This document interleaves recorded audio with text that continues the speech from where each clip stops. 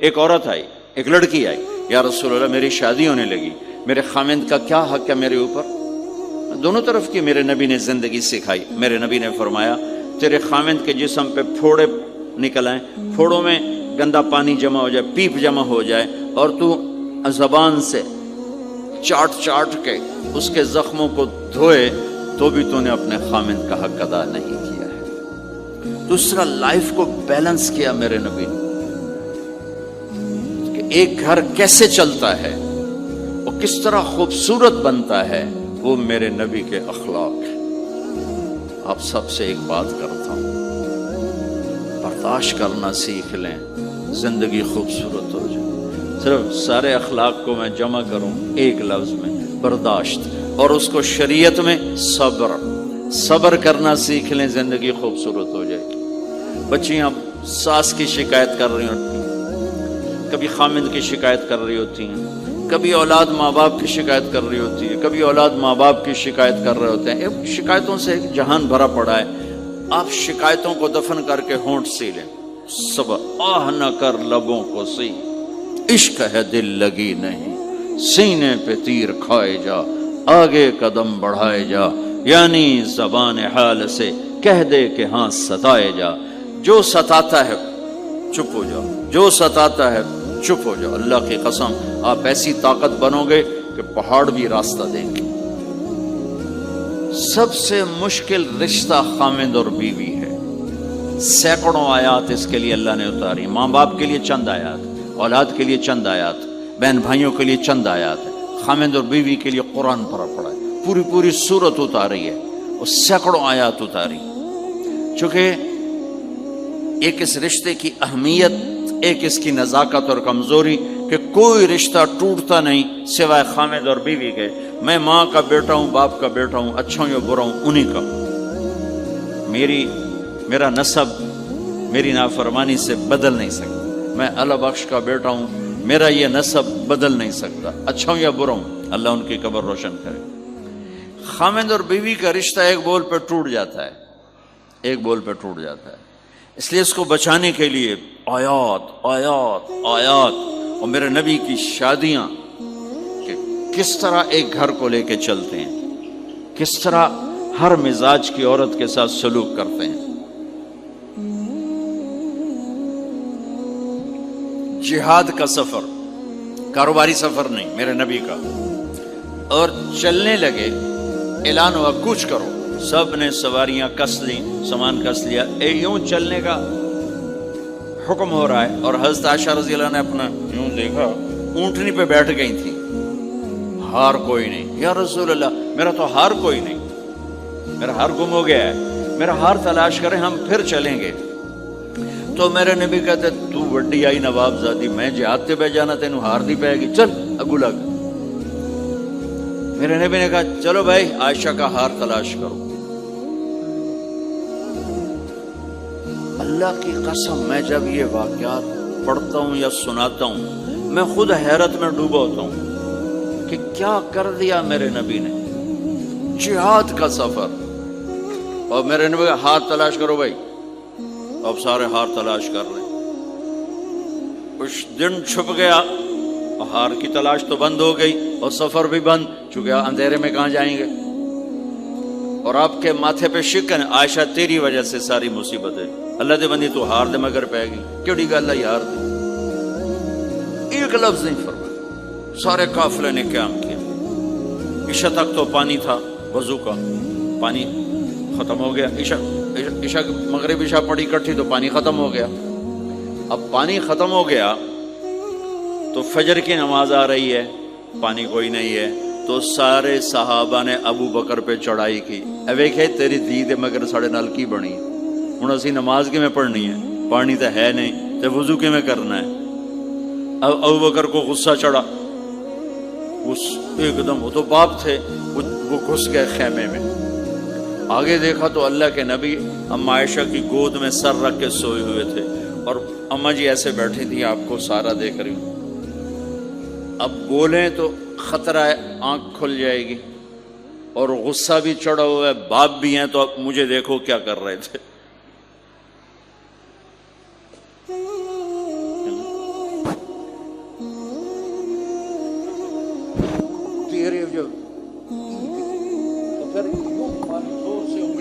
بیٹی کے نا یہاں پہلے یوں کرتے رہے،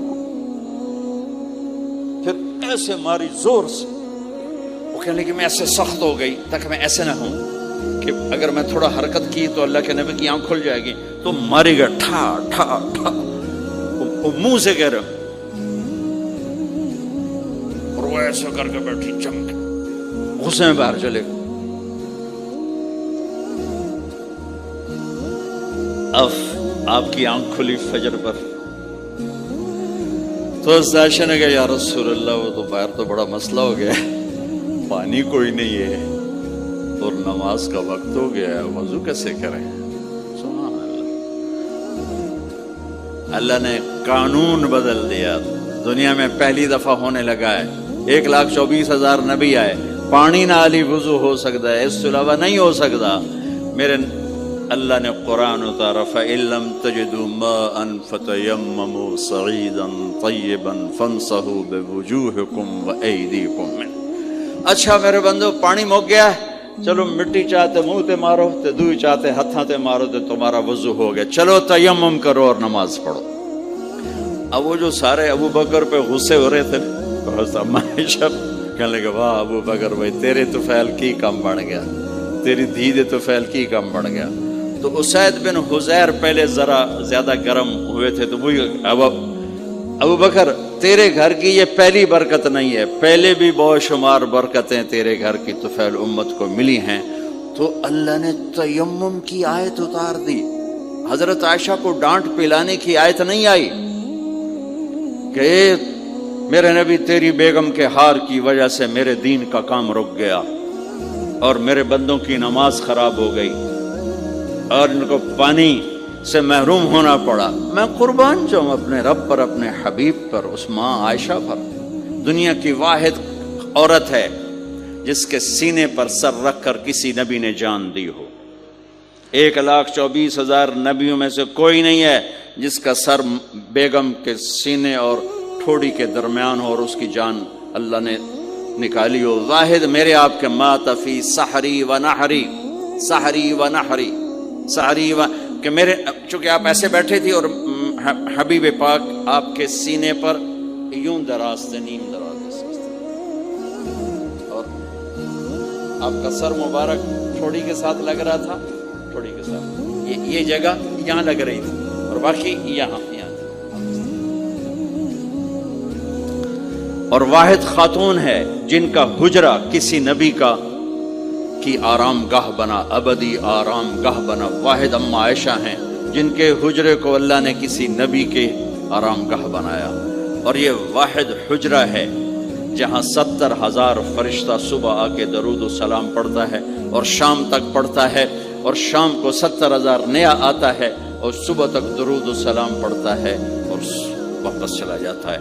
کائنات اللہ جب مسلمان دنیا سے مٹ جائیں گے، مسجد نبوی مٹ جائے گی، بیت اللہ مٹ جائے گا، مدینے کی ایک اینٹ باقی نہیں بچے گی، مکہ کتنے بڑی بڑی بلڈنگیں، ایک اینٹ باقی نہیں بچے گی، اور وہاں سے گزرتے ہوئے لوگ کہیں گے لگتا ہے اتھے کدی آبادی ہوئے گی، ایتھے لگتا ہے کدی آبادی ہوئے گی۔ یہ زبانوں پہ ہوگا جب سارے نشان مٹ جائیں گے، اس وقت بھی 70,000 فرشتہ آ کے درود و سلام صبح سے شام تک پڑھے گا اور شام سے صبح تک پڑھے گا۔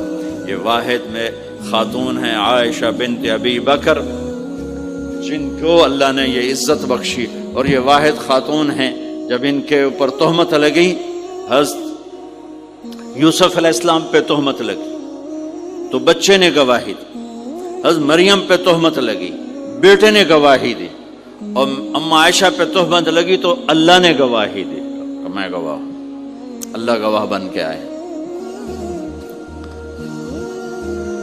تو اللہ نے کہا تیمم کرو بھائی، سارے خوش ہو گئے، سارے خوش ہو گئے۔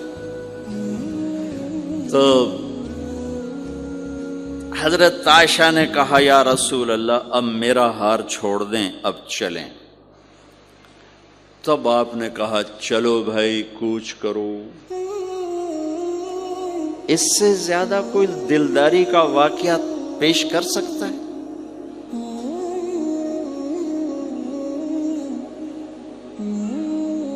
سبحان اللہ، اور جب اونٹنی کو اٹھایا گیا وہ ہار کا دھاگا ٹوٹا اور پھسل کے اونٹنی کے نیچے چلا گیا. وہ سارے کھبے سجے ویندے رہ گئے، ہار نیچے پڑا تھا. جب اونٹنی کو اٹھایا تو ہار نیچے سے نکلا. صاحب نے کہا لے بھی عائشہ ہے تیرا ہار بھی لب گیا. یہ دلداری ہے میرے نبی کی، یہ ہمیں سکھا. کہیں عورتوں کی بدتمیزی بھی انتہا کو پہنچی ہوتی ہے، وہ اپنے گھر اجاڑ دیتی ہیں اپنی زبان کی شدت کی وجہ سے، اپنی بد اخلاقی کی وجہ سے. لیکن جو کوئی زیادہ معاملہ مردوں کی طرف سے خراب ہوتا ہے تو شریعت نے بھی اس کو زیادہ بیان کیا اور میرے نبی نے بھی اس کو اجاگر کیا. اور میرے نبی کی آخری تقریر، آخری خطبہ حجۃ الوداع کا صرف ایک رشتے کو بیان کیا، صرف ایک رشتے کو بیان. ہم کتنے رشتوں میں جکڑے ہوئے ہیں، ماں باپ، بہن بھائی، چاچا تایا، خالہ خالو، دادا دادی، نانا نانی، ساس بہو، کتنے ہم رشتوں میں جکڑے ہوئے ہیں. میرے نبی نے صرف ایک رشتے کا حق بیان کیا، استوصوا بالنساء خیرا. میں تمہیں تمہاری بیویوں کے بارے میں وصیت کر رہا ہوں، ان کے ساتھ اچھا سلوک کرنا. صرف ایک رشتے کو بیان کرنا.